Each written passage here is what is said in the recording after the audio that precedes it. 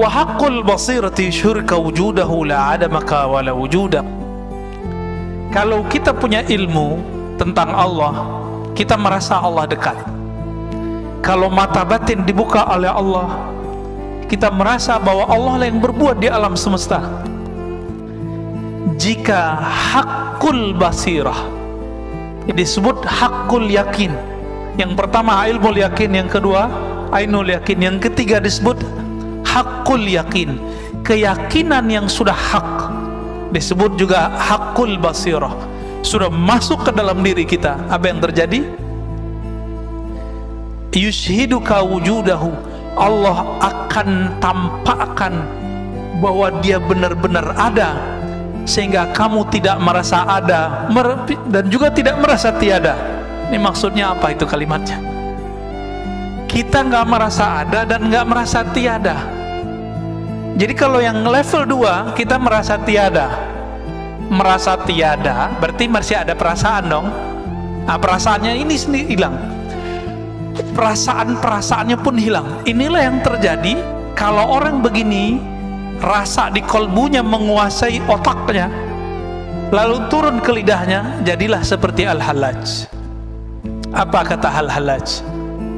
Ma fi jubbati ilallah, dalam jubahku hanya ada Allah. Dia lagi sakar, lagi mabuk. Mabuk bukan karena wine, mabuk karena cahaya-cahaya ma'rifat meliputi dirinya. Orang lagi kasmaran jatuh cinta nggak? Lagi kasmaran jatuh cinta, ketika jatuh cinta kepada pasangannya, setiap kali melihat perempuan atau laki-laki lawan jenis, itu dia merasa ada wajah pasangannya di situ.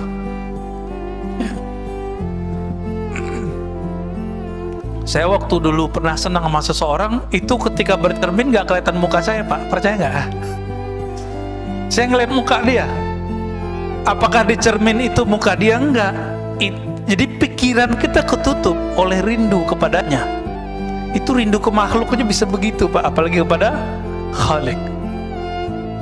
Ini yang terjadi pada salah satu wali di Jawa, Syekh Siti Jenar. Jadi kalau antum sudah faham apa yang terjadi pada Syekh Siti Jenar, maka jangan kafirkan Syekh Siti Jenar. Dia sedang tenggelam dalam lautan keesaan Allah Subhanahu wa ta'ala, sehingga dia nggak menyaksikan dirinya ada ataupun tiada, nggak ada dirinya.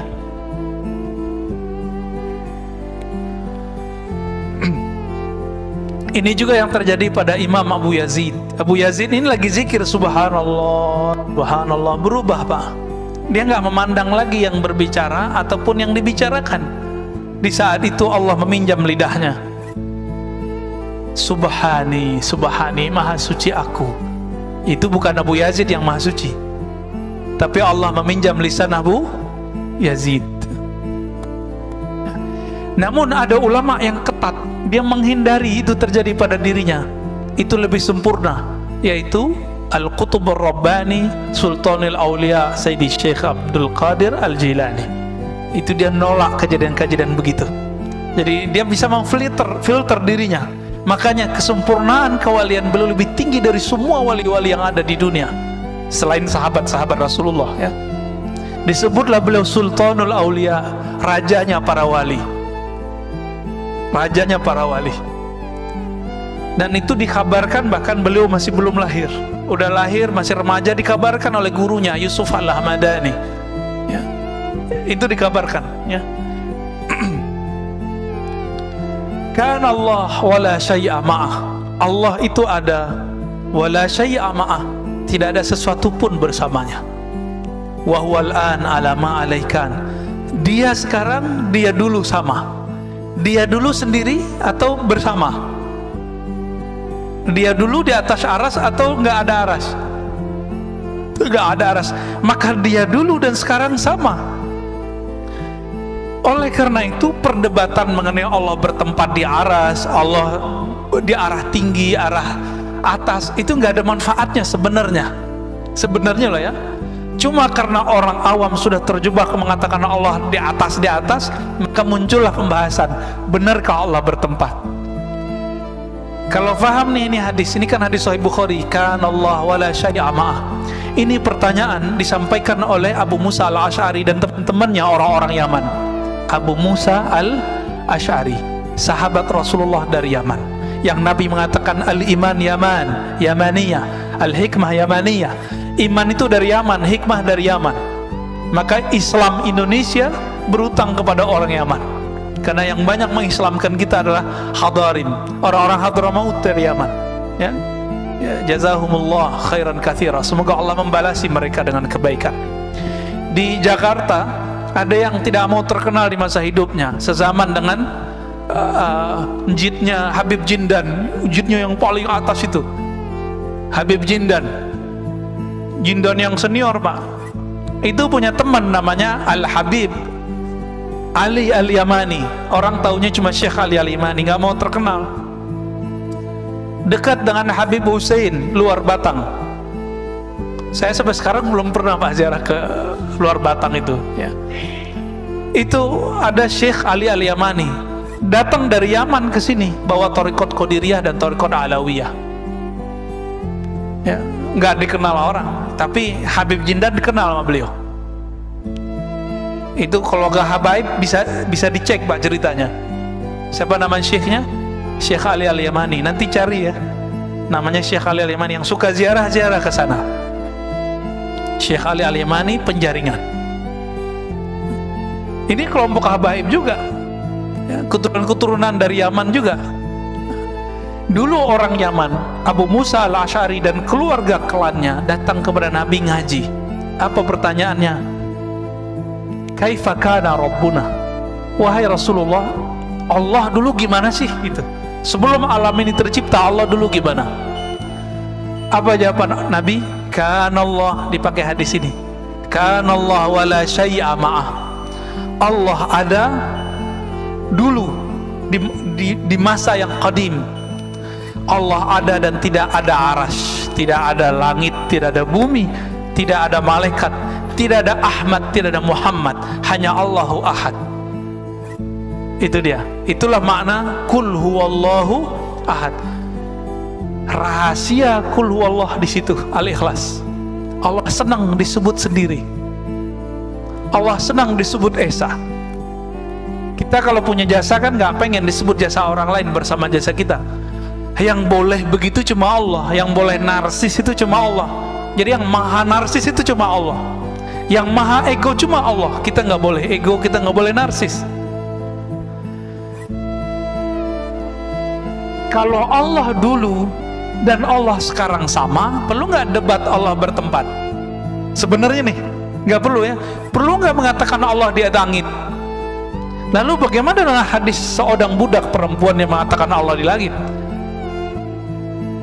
Imam Ibnu Hajar mengatakan perempuan ini kecerdasannya tidak sempurna. Saya ngomong begini Pak dituduh Syiah cuma karena mengatakan fakta itu. Yang ngomong bukan saya kok, yang ngomong Imam Ibnu Hajar. Apakah Ibnu Hajar seorang Syiah? Kan enggak, Imam Ahlus Sunnah. Kalau Ibnu Hajar itu Syiah, maka semua kita Syiah. Ibnu Hajar ini yang mensyarah, yang menjelaskan Sahih Bukhari dan paling bagus. Kalau penjelas Sahih Bukhari ini dituduh Syiah, kira-kira kita gimana Pak? Oh, kita lebih sesat dari beliau lah, ya.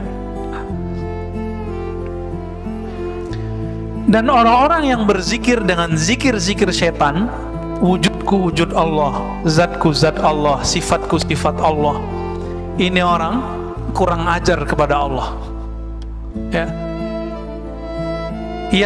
Yang benar wujudku tidak ada, yang ada cuma wujud Allah pada hakikatnya. Ini orang berzikir, zikirnya apa? Wujudku wujud Allah. Kasus ini dulu terjadi di Aceh, kampung Pak Mirwan ini. Terjadi kasus kelompok namanya kelompok Wujudiyah. Dulu imamnya namanya Hamzah Al-Fansuri. Itu dari keturunan juga sebenarnya, thariqatnya Qadiriyah. Beliau ini punya murid pengikut namanya Syamsuddin As-Samatrani. Mereka itu emang pengamal zikir dan sampai mengalami ekstase dan mengatakan wujud kami tidak ada, yang hanya ada wujud Allah. Lalu di masa Syekh Nuruddin Ar-Raniri, itu campuran, dia ibunya Melayu, ayahnya India, Randir atau Ranir, keturunan Arab juga.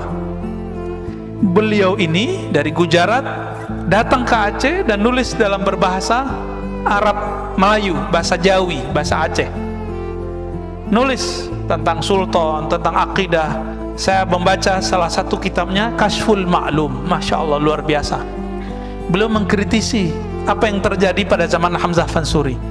Karena menurut beliau, orang ngomong wujud ke wujud Allah, ini dia belum nyampe kepada masa ekstase seperti Al-Hallaj dan yang lain-lain, Abu Yazid. Maka mengatakan itu haram. Jadi Bapak Saudara Allah, kapan seseorang boleh mengatakan wujudku tidak ada, yang ada wujud Allah? Dia kalau sudah sampai di hakul yakin.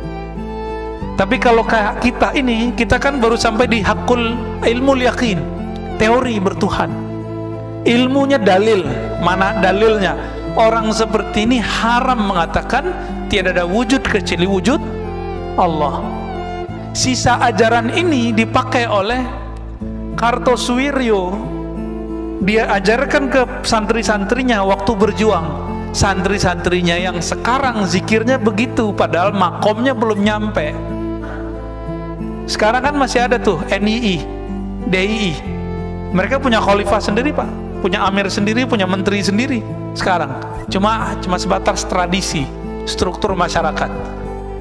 Saya dengar salah satu muridnya ngomong, La ilaha illallah tu la wujuda illallah, la mawjuda illallah, tiada yang wujud kecuali Allah. Ini kan gawat. Itu nggak boleh dilafazkan kecuali sudah nyampe. Ya. Jadi kalau sudah merasakan bahwa kita ini ada karena diadakan Allah, berarti baru ilmu yang pertama. Belum boleh ngomong wujud saya, wujud Allah. Kalau yang kedua, yang berbuat hanya Allah. Yang ketiga, tiada wujud dan tiada juga ketiadaan itu kecuali hanya Allah Subhanahu